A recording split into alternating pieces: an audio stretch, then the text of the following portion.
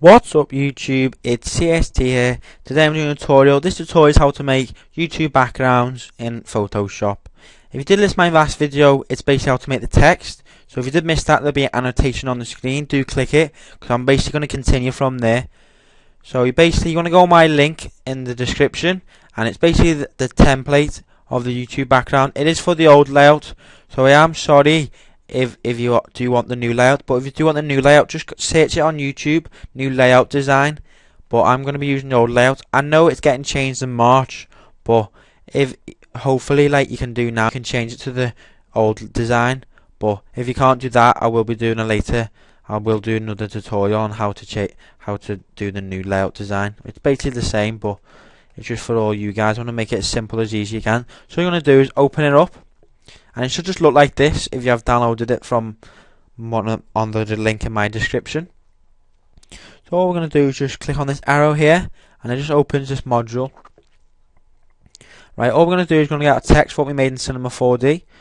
We'll just find it. There it is. I'm sorry for it's dead busy, isn't it? I'm sorry for that. What I'm going to do, if you've got Windows 7, you just drag into Photoshop, and then we just let go, and there's our text. And then to rotate this text, many people just rotate it freely, but you want to get it straight. So what I'm going to do is go on Edit, Transform, rotate 90 degrees clockwise, and all that does is put it on the side. Then we just click and move it to the side. You can position it anywhere you want it, but do not position it over here, because you will not see it. You want it between round about there or there. So this is actually too big, so we're going to make it smaller. So to make it smaller, we just hold Shift, and we just go to any corner, click, and then just drag in to make it smaller. So round about there is looking okay. Then we just drag it. Make sure you don't want to go on top of the layout. So as you can tell, I never put this straight in Cinema 4D, but I'll soon fix that. Just going to rotate it so it looks a lot more straighter. And then when you've done that, you want to right click, click place. And there's two ways of copying this text. So if you want the text on the other side, you can either right click and click duplicate layer, and all we've done, and then just click OK. All we've done basically is we've just made two. Or there's another way of doing it. Let me just delete this layer. There's an easier way of doing it by just hitting a button on your keypad. You can just hit Control J, and it just duplicates it again. You can use whatever way you want, but if you're not very good at remembering, you can just right click and click duplicate layer.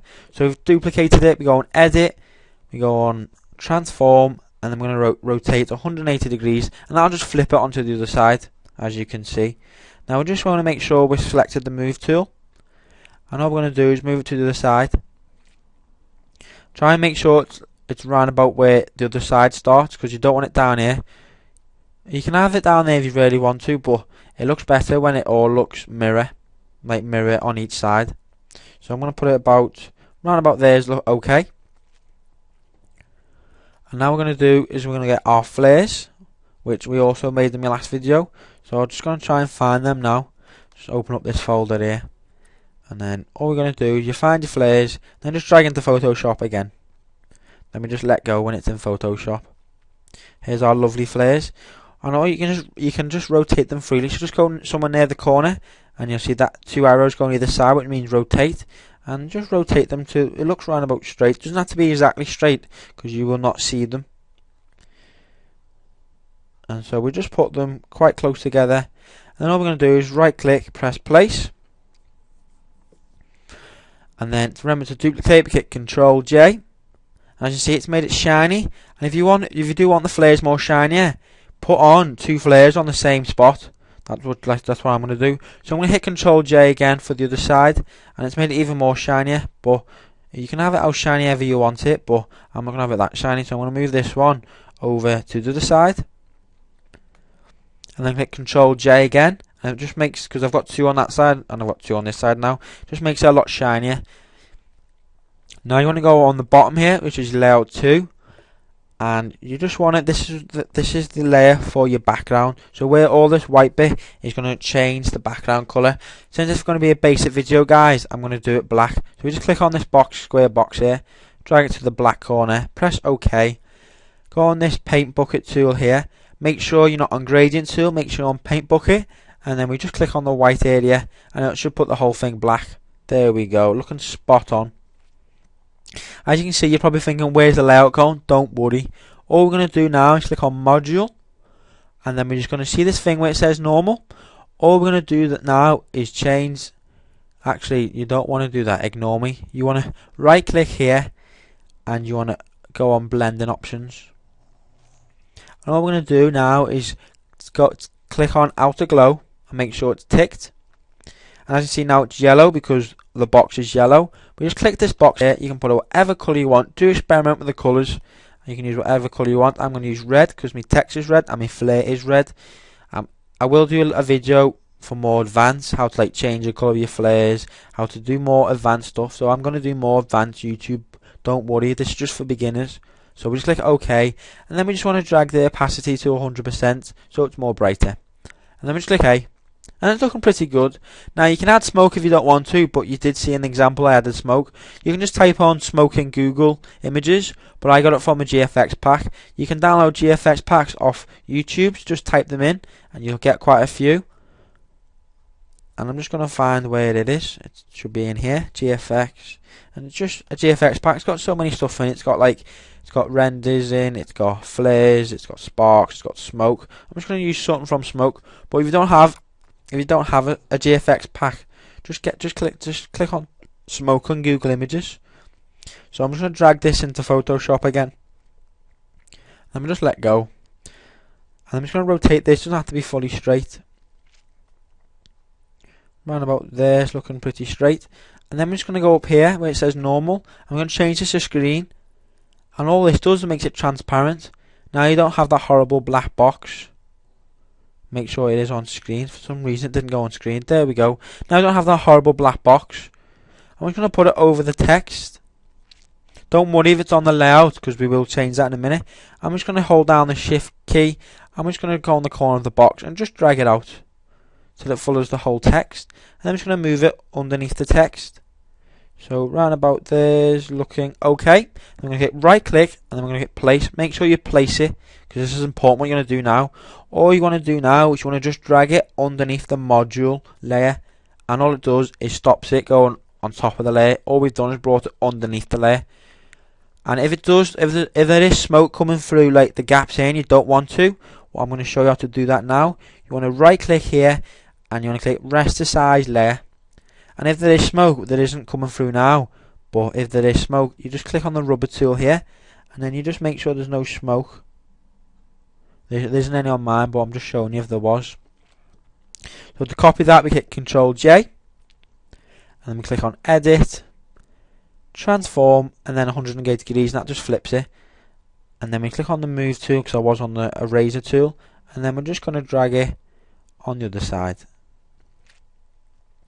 And make sure you try and get it where the other smoke was. So my smoke was a bit lower down. So round about there, it's looking okay. And if there is, see the smoke there now, if I zoom in, you just hit Control and then the plus button, and it'll just zoom in. And we'll just so see that smoke there. If you don't want that there or there's too much, make sure it is on rasterize layer, which it is indeed. Just click off that, and then just click on this rubber tool, and then just click on erase tool. You got to be careful now because you are rubbing out the picture. But if you don't want it there, just rub and see how it just rubs it away. Basically a rubber.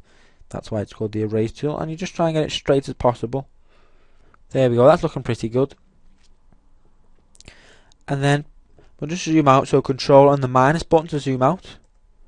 There we go. And that's basically how you make a YouTube background. Right now I'm just going to show you how to save it. It is very important to save it.